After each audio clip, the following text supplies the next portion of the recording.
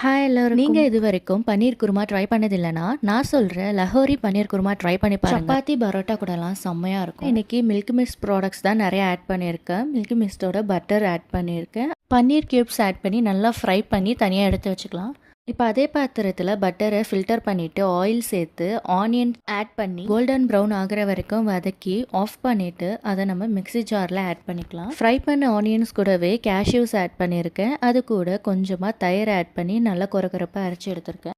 இப்போ பேனில் butter oil கொஞ்சமாக சேர்த்து அது கூட சீரகம் வாசனைக்காக கருவேப்பிலை சேர்த்து நல்லா வதக்கிக்கலாம். இது கூடவே டொமேட்டோ பியூரை ஆட் பண்ணி ஒரு ஸ்பூன் இஞ்சி பூண்டு பேஸ்ட் சேர்த்து ஆல்ரெடி அரைச்சி வச்ச ஆனியன் பேஸ்ட்டை இதில் ஆட் பண்ணி 2 ஸ்பூன் குழம்பு மிளகாத்தூள், 1 ஸ்பூன் காஷ்மீரி மிளகாத்தூள், கரம் மசாலா சேர்த்து நல்லா மிக்ஸ் பண்ணிவிட்டு தேவையான அளவுக்கு உப்பு தண்ணி சேர்த்து க்ளோஸ் பண்ணிவிடுங்க.